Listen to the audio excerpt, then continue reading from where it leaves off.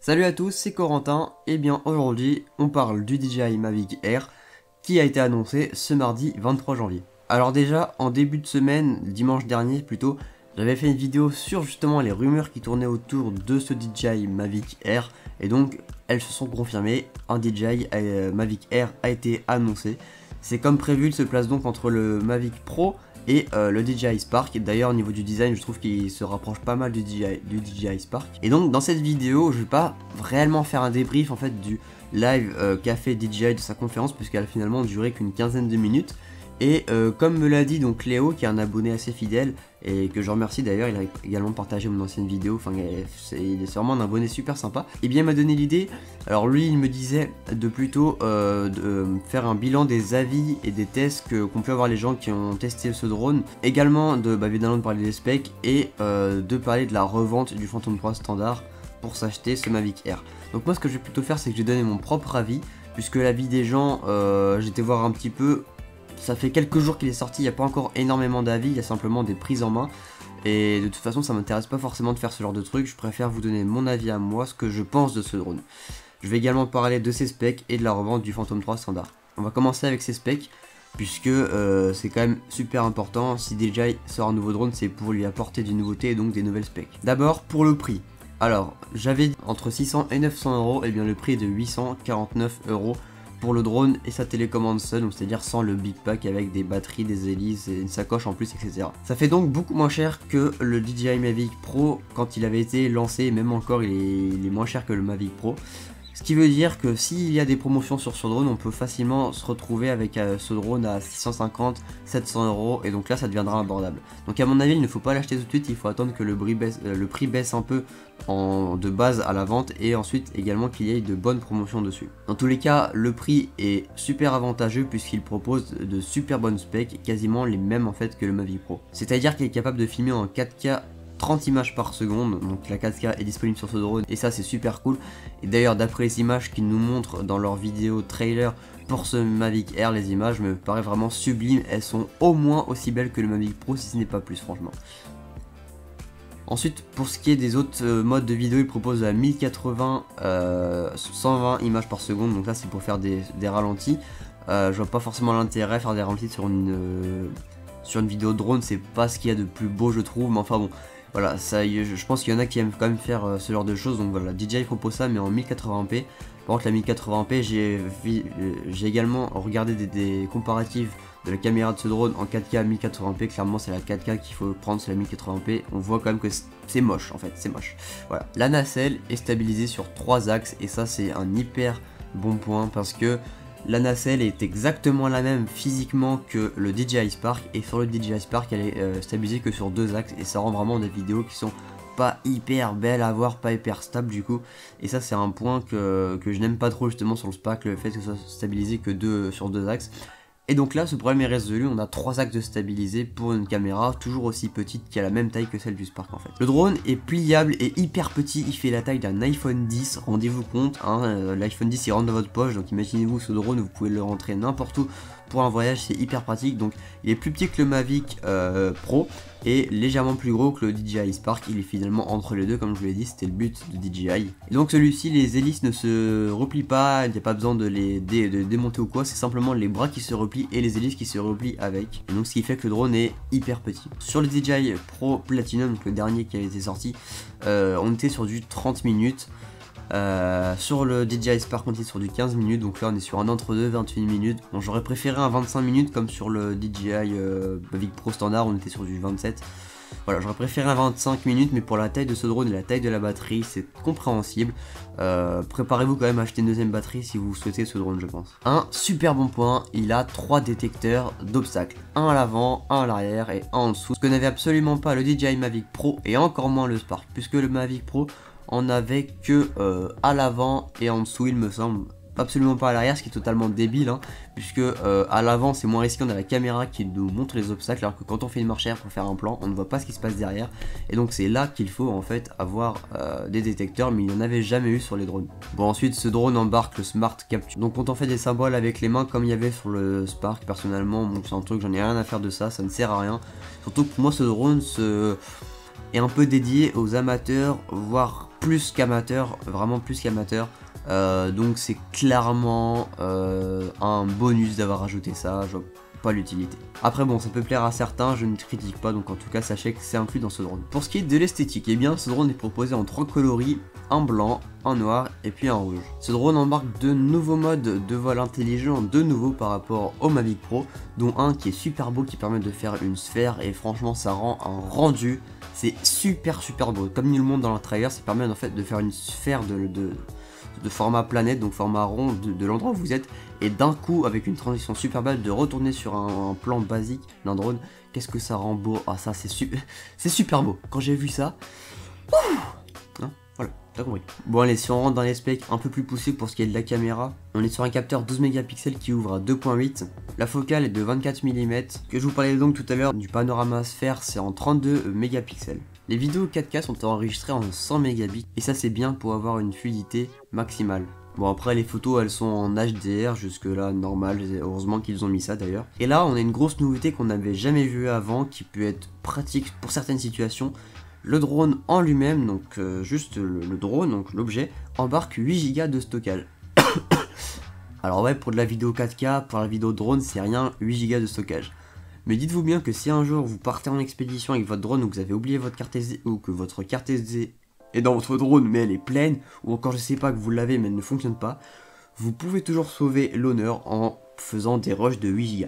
Alors ça vous, je sais pas ce que ça vous fait peut-être des rushs de 10 minutes maximum, mais bon voilà, ça fait, en gros ça vous fait à peu près un vol, encore je suis même pas sûr, peut-être pas en 4K, mais enfin... Ils ont inclus 8 Go dans la bête et ça c'est vraiment super pratique, franchement, je m'attendais pas du tout, c'est un bon point. Dites-moi ce que vous en pensez, mais moi je trouve vraiment que c'est un bon point. Également, hein, on est en 2018 maintenant, c'est l'USB type C qui domine sur ce drone comme prise pour le rechargement. Désormais, la radiocommande. Alors, c'est à peu près la même que le Mavic Pro, sauf qu'ils ont retiré cet écran inutile. Je peux pas juger, moi je sais pas, je l'ai jamais mis en main, mais d'après tous les avis que j'ai pu voir, cet écran était inutile pour la plupart, donc ils l'ont retiré, ce qui fait que la télécommande est légèrement plus petite.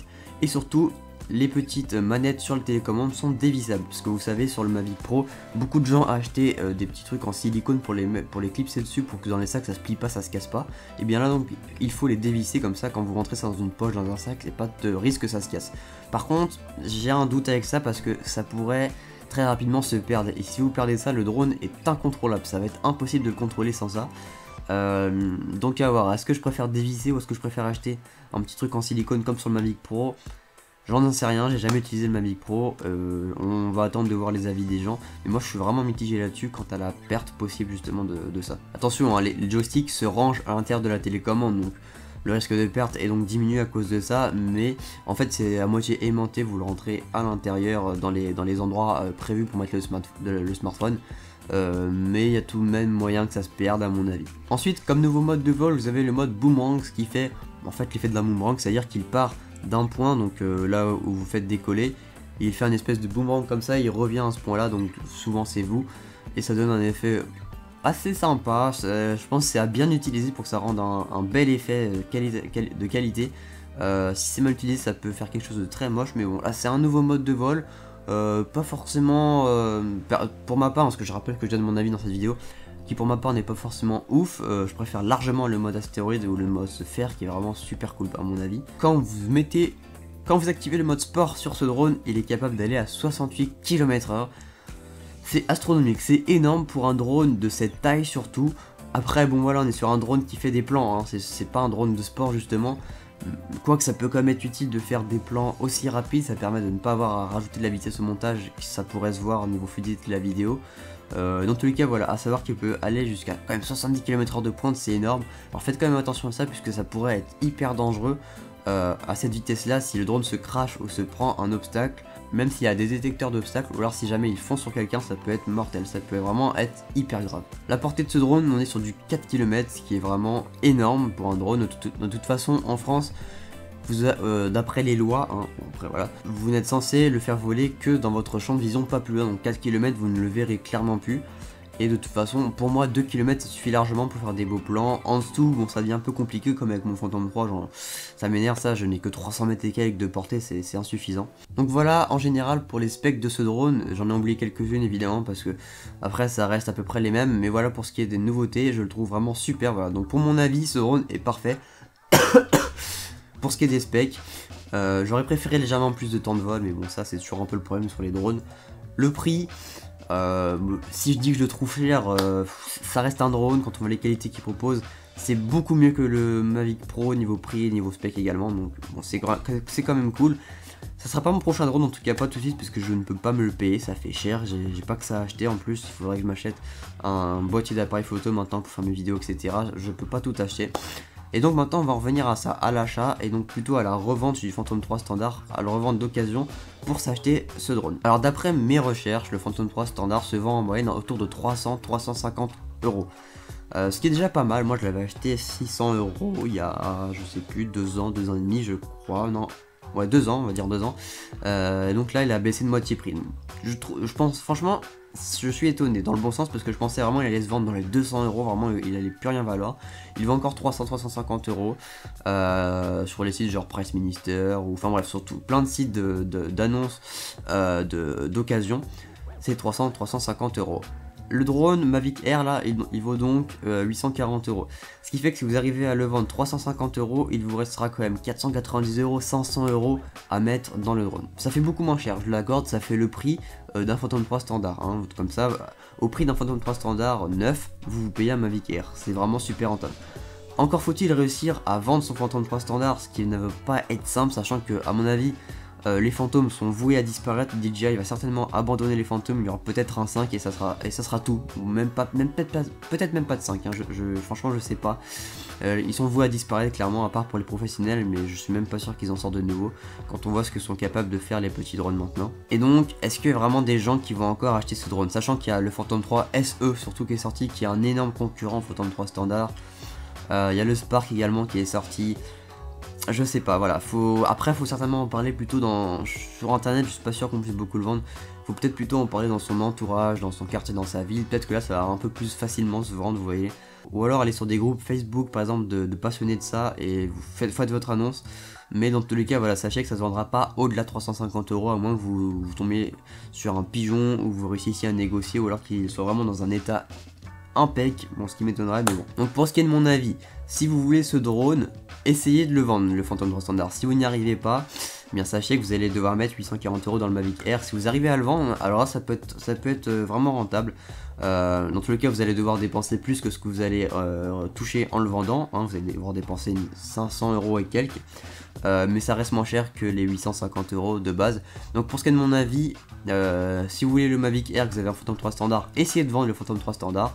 S'il ne se vend pas, bien vous n'avez pas le choix, il va falloir acheter à son prix fort. Donc voilà un petit peu pour cette vidéo, ce récapitulatif de ce Mavic Air, un petit peu ce que je pensais de la vente de Phantom 3 standard.